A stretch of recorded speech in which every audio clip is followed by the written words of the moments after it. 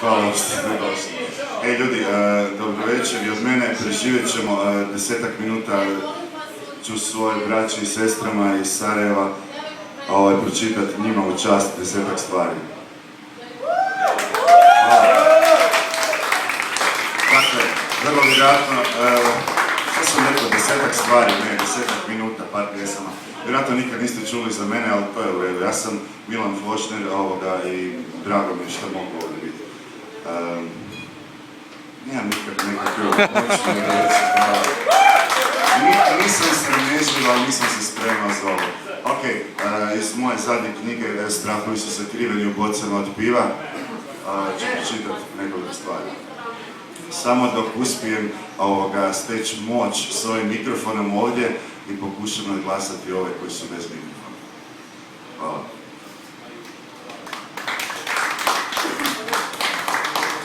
Stvar se zove Mladost. Govori o mojoj mladosti, a siguran sam da će se još neko pronaći u ovoj pjesmi o mladosti. Dok gledam stare fotografije, pomislim, jebi ga, prošlo je sve to, ali ipak neka struja prođe i vidim neke djevojke se smiješe na tim slikama, moje prve ljubavi koje me grle. I neki parkovi su tu, parkovi i klupice kojih više nema, a boce od piva na tim slikama izgledaju zastarjelo, ali svejedno mi ih i dalje držimo poput trofeja i radimo grimase dok se smiješimo u poderanim trapericama. Tada smo još bili mladi i pivo je za nas imalo veličanstveni okus. Dok smo cugali na Štrosu, ili dok smo cugali u Omladinskom, ili dok smo cugali bilo gdje, pivo je za nas imalo veličanstveni okus.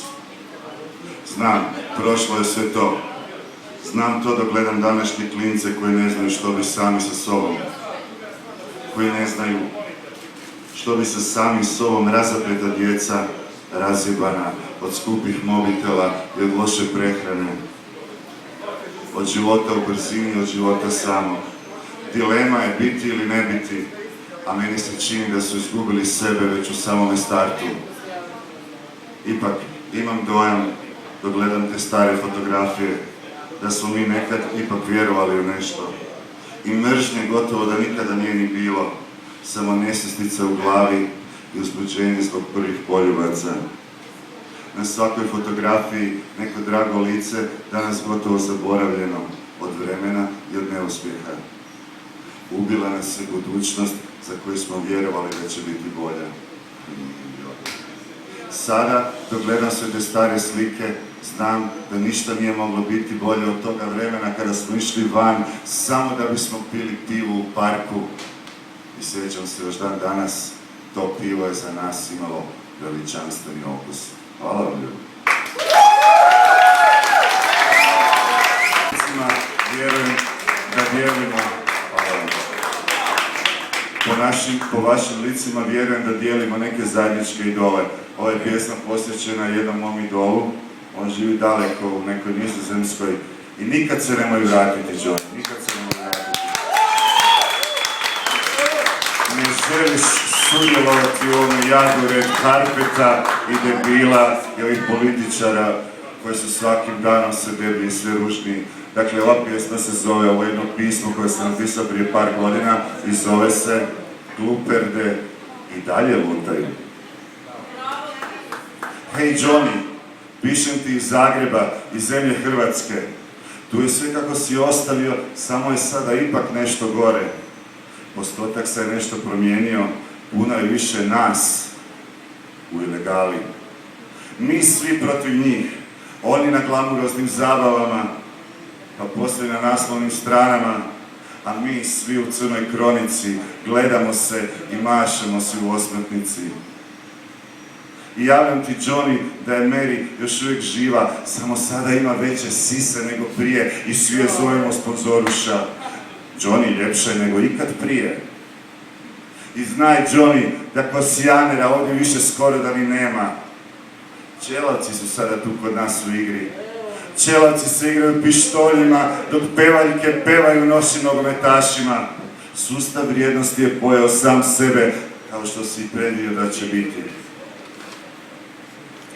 Jedino još Jacek Kohoura i dalje nas uvjerava da njegov trud nije bio uzaludan, iako mi znamo da jeste. Znaj, Johnny, da ne idem na koncerte što ih lešinari priređuju u tvoju čast. Oni kažu da se to zove tribute, a meni se taj tribut rimuje samo kao ubice na cesti. Moram ti još reći, Johnny, da šljakeri ovdje i dalje loču ko pesi i da su neženi i dalje bez stane, da su studenti i dalje bez diplome, te beskrvne pičkice, bez imalo snage da dignu svoj glas. Johnny, oni ni ne znaju što su bile barikade. Vidim ih kako poput robota stoje na svome redu i čekaju na burzi za nezaposlene.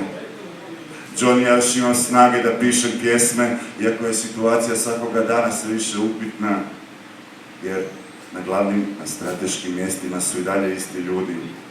Dragi Johnny, moj osjećaj je beskrajna samoća. Luperde i dalje lutaju daleko, i ja se bojim da ne odvedu i mene. Hvala. Još dvije pjesme ću pročitati. Hvala vam što nitko nije pobjegao odavde. Hvala vam. Dakle, sljedeća stvar se zove Posljednja šansa za ljubav. Napisana je točno na onome mjestu.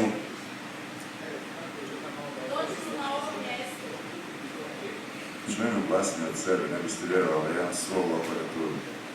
Iznajmio bih tvoj lučni sklop. Dakle, napisana je na mjestu gdje ćemo se vrlo vjerojatno vidjeti 24.5. Napisana je na Kalemegdanu i tamo postoji nekakva birtica koja se zove Posljednja šansa. Samo sjedim i ne radim ništa. Vrijeme stagnacije uz cigarete i muziku. Wagner i Morrison, različiti. Vrijeme ludila, svi naši životi proživljeni u ludilu. Sve doživljeno je prošlost.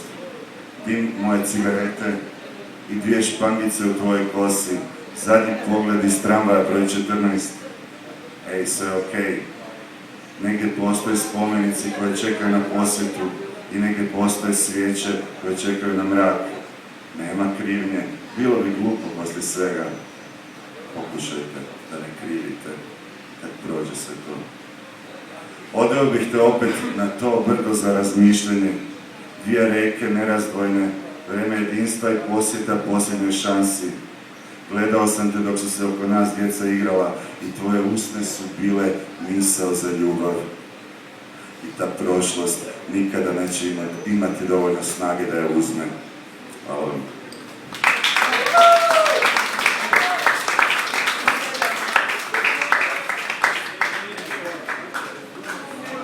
Puno mi znači što sam mogao da nastupim, pročitat ću još jednu pjesmu samo da je nađem. Ću kilometra daleko. Ona se zove Milena i živi vrlo daleko, ali uvijek dovoljno blizu. I ta pjesma se zove Kada tražiš ljubav. Kada tražiš ljubav, osjećaš se kao kapljica vode na nečoj usni usred pustinje. I poželiš tada nekoga da ti bude cijeli svijet. Kada tražiš ljubav, tišina je glasnija od svega što si prije čuo. I kada tražiš ljubav, jedino je što osjećaš ta cigara koja ti dogorjeva između prstiju. Sva ta bol. Sve je to nevažno i sve je to ništa u tim trenucima kada tražiš ljubav. Hvala ljudi, molim vas, živjeli. A sad idem dobro pustiti neku muziku, hvala vam, živjeli. Vidjet ćemo se u nekoj sljedećoj epizodi i u standardnu poruku. Ne dajte se ako već do sada niste, a znamo ko to voli reći. I volimo ga i štujemo za uvijek. Hvala ljudi.